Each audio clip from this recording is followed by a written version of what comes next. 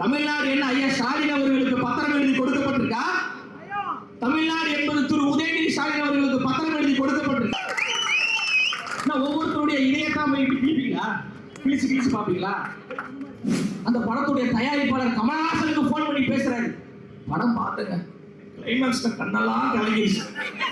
இந்த Oscar actor வந்து பாருங்க, வருஷத்துக்கு 500 கோடி ரூபாய் வருமானத்தை விட்டு வந்திருக்கிற ஒரு டாப் ஸ்டார், லைவ்ல இருக்கிற ஒரு டாப் ஸ்டார், அதெல்லாம் விட்டுட்டு பொதுமக்கள் சேவை செய்ய வந்து முதல் சேவையாக பொதுமக்களுக்கு அவர் பண்ணது கரூரில் வெற்றிகரமாக கை குழந்தை, ஒரு வயதான மூதாட்டி உட்பட ஒரு 41 பேரை வெற்றிகரமாக அவருடைய கூட்டத்தில் கொண்டு விட்டார். 41 பேரை கரூரில் கொண்டு விட்டார்.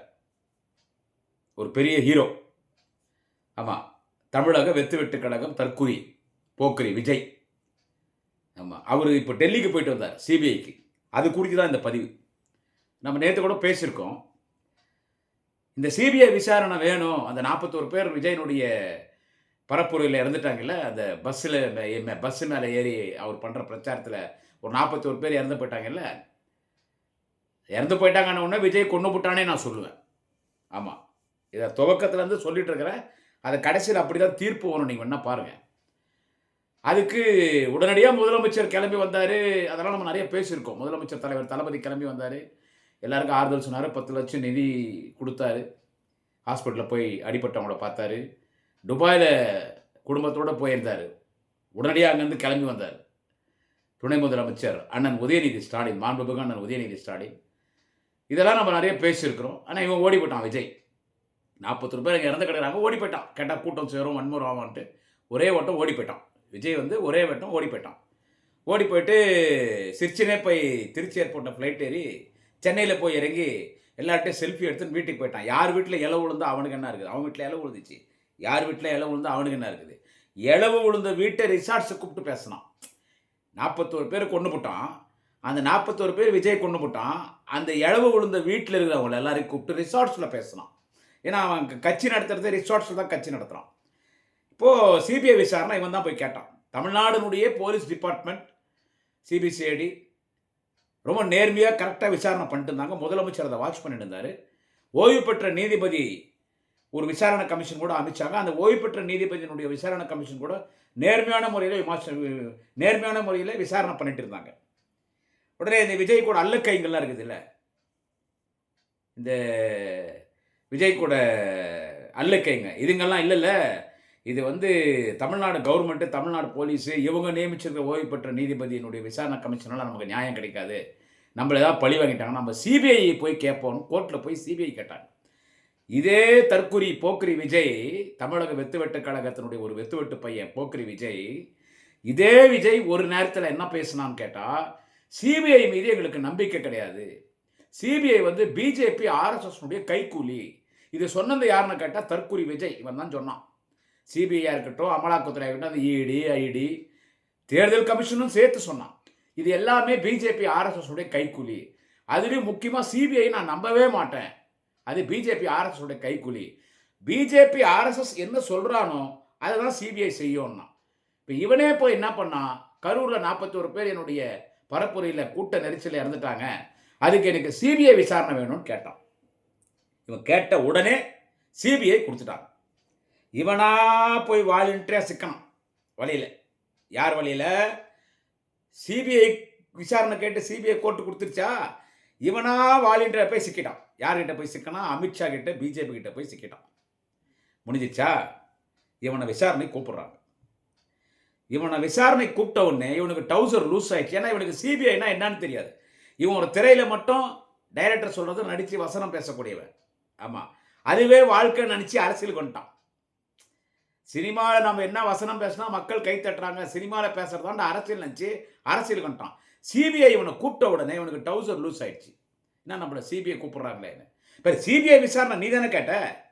வாலண்டியர் சிபிஐ வந்து இந்த கேஸ் எடுக்கல. எனக்கு தமிழ்நாடு கவர்மெண்ட்டு, தமிழ்நாடு போலீஸோ, தமிழ்நாடு கவர்மெண்ட் நியமிச்சிருக்கிற ஓய்வு பெற்ற நீதிபதியினுடைய இந்த எலெக்ஷன், இந்த ஓய்வு பெற்ற நீதிபதியினுடைய இந்த விசாரணை கமிஷன்லாம் எனக்கு வேணாம், எனக்கு சிபிஐ ஒன்று கேட்டால் சிபிஐ கூப்பிட்டாச்சு. சிபிஐ போயாகணும். உடனே இவர் சார்ட்டர்ட் ஃப்ளைட்டில் வெடிகாத்தால கிளம்புறார். இந்த சேட்டர்ட் ஃப்ளைட் என்னன்னு கேட்டிங்கன்னா 16 பேர் அதில் பயணம் பண்ணலாம். அந்த சேட்டர்ட் ஃப்ளைட்டில் 16 பேர் பயணம் பண்ணலாம். அந்த சேட்டர்ட் ஃப்ளைட்டோட ஒரு விசேஷம் என்னன்னு கேட்டால், கிட்டத்தட்ட 3500 கிலோமீட்டர் லேண்ட் ஆகாமல் பறந்துகிட்டே இருக்கும். அந்த மாதிரி ஒரு அட்வான்ஸ்டு ஃப்ளைட்டு சென்னையை சேர்ந்த ஒரு தனியார் நிறுவனம். அவங்க ஒரு 3 நாள் ஃப்ளைட் வச்சுருக்காங்க இந்த மாதிரி வாடகை கொடுறது. அந்த ஃப்ளைட்டில் இவன் போகிறான். விஜய் கிளம்பி டெல்லிக்கு போனான் விசாரணை கமிஷனுக்கு. காலையிலே வெடிகாத்தாலே கிளம்புறாங்க. எப்பவுமே விஜய் வந்து ஃப்ளைட்டில் போனால் யாரையும் கூட கூட்ட மாட்டான். அந்த ஆள் தனியாக போவான். அவருடைய உதவியாளர் ஒரு பர்சனல், அவருடைய பர்சனல் செக்ரட்டரி, பர்சனல் பிஏ, அந்த அசிஸ்டன்ட், அந்த பர்சனல் பிஏ மட்டும் தான் கூடும். இப்போ டெல்லி கவர்மெண்ட், ஒன்றிய அரசு வந்து சிறப்பான பாதுகாப்பு இவர் கொடுத்துருக்காரு. சிறப்பான பாதுகாப்பு, இவர் உயிருக்கு அச்சுறுத்தல் தான். இவன் தான் பலரை கொள்றான். இவனால் 41 பேர் செத்து போயிட்டான். இவன் மாநாடு நடத்தும் போதெல்லாம் பலரை கொலை பண்ணுவான். பலர் சாவான். அந்த கூட்ட நெரிசலில் ஆக்சிடென்ட்டில் சாவான். சரி, அதாவது ஒரு மாநாடுனால ஒரு சகஜம். இவன் கூட்ட நெரிசலில் இவன் பார்த்த ஒரு அயோக்கியத்தனமான வேலை, 41 பேரை கொண்டு விட்டு இவன். ஆனால் இவன் உயிருக்கு அச்சுறுத்தல்னு இவனுக்கு ஒரு பாதுகாப்பு கொடுக்குது. விஜய்க்கு ஐஸ் வைக்கிறதுக்கு பிஜேபி கவர்மெண்ட் அவனுக்கு ஒரு பாதுகாப்பு. அந்த பாதுகாப்பு செக்யூரிட்டிஸ் எல்லாம் பிளாக் கலர் ட்ரெஸ் போட்டிருப்பாங்க. அவங்க அந்த ஃப்ளைட்டில் இவங்க தான் போவாங்க. வேற யாரையும் கூட்டு போவோம். வேற யாரும் ஃப்ளைட் ஏற்ற மாட்டான். கோவாவுக்கு போனால் மட்டும் திரிஷாவை கூப்பிட்டு போவான். விஜய் கோவாவுக்கு போனால் மட்டும் திரிஷாவை கூப்பிட்டு போவான். திரிஷா நாய்க்குட்டியும் கூப்பிட்டு போவான். திரிஷாவை தான் கூப்பிட்டு போகிறான்னு பார்த்தா நாய்க்குட்டி எது கூப்பிட்டு போகிறான்னு தெரியல. சரி, ஒருவேளை நாய்க்குட்டி தான் திரிஷாவை மூடு வர மாதிரி தெரியுது. அது அவங்க பர்சனல் விஷயம்.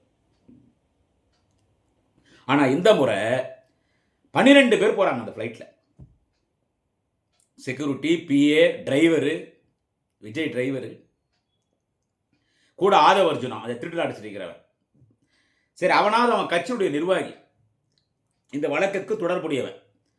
ஏன்னா இவன் விஜய்க்கு முன்னாலேயே அங்கே சிபிஐ 3 நாள் விசாரிச்சிச்சு. 28, 29, 30 3 நாள் விசாரிச்சிச்சு.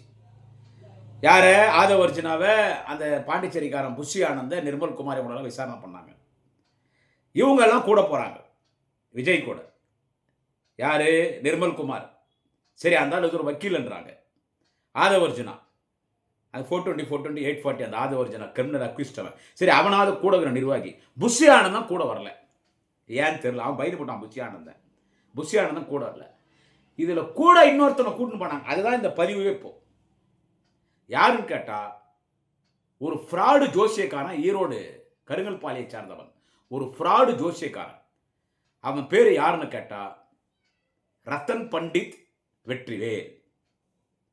இவன் ரத்தன் பண்டித்னு சொன்ன உடனே இவன் ஏதோ வடமாநிலத்துக்காரன், இவன் ஏதோ மகாராஷ்டிரா, இல்லைனா ஏதோ உத்தரப்பிரதேஷ், இவன் மத்திய பிரதேஷ், இவன் டெல்லியை சேர்ந்தவன், பீகார், ஜார்க்கண்ட், உத்தரகாண்ட், கல்கட்டா, இந்த மாதிரி இல்லைன்னா இந்த மாதிரி வெஸ்ட் பெங்கால் இப்படின்னு நினச்சிடாதீங்க. பக்கா ஈரோட்டுக்காரன். அவன் பேர் என்னன்னு கேட்டால் ரத்தன் பண்டித் வெற்றிவேல். ரத்தன் டாட்டா இல்லை, ரத்தன் பண்டித் வெற்றிவேல். இவன் ஆல் இண்டியா லெவலில் கொஞ்சம் எல்லா அரசியல்வாதிகளை ஏமாத்தன்றதுனால அந்த ரத்தன் பண்டித்னு ஒரு இங்கிலீஷ் வார்த்தை கூட சேர்த்துக்கலாம். பண்டித்னா என்ன? ஐயரு. பண்டித்துன்னு சொல்கிறது ஐயருங்களை சொல்லுவாங்க. ஐயரு, இந்த கோயிலில் பூஜை பண்ணுறோம்னா பண்டித்துன்னு சொல்லுவாங்க. அந்த பக்கம் இங்கே நம்ம ஐயருன்றோம், குருக்கள்ன்றோம்ல, அந்த மாதிரி அங்கே பண்டித்துன்னுவாங்க. ரத்தன் பண்டித் வெற்றிவேல். இவன் வரலாறு என்னன்னு கேட்டிங்கன்னா, உலக மகா ஃப்ராடு. நான் தான் ஜெயலலிதாவை சிஎம்ஏ ஆக்கினான். ஜெயலலிதா ஓப்பன் ஸ்டேட்மெண்ட்டே விட்டான், இவன் ஒரு ஃப்ராடு, எனக்கு இவனுக்கு சம்பந்தமே இல்லைன்னு. அப்புறம் நான் சசிகலாட்ட போயிட்டு பல லட்சங்களை பார்த்தான். அந்த ரத்தன் பண்டித்ன்றவன், அந்த ஜோசிக்காரன் சசிகலாட்ட போயிட்டு பல லட்சங்களை பார்த்தான். அதாவது என்னன்னு கேட்டிங்கன்னா, அவன் குதிரை மேலே விடுவான்.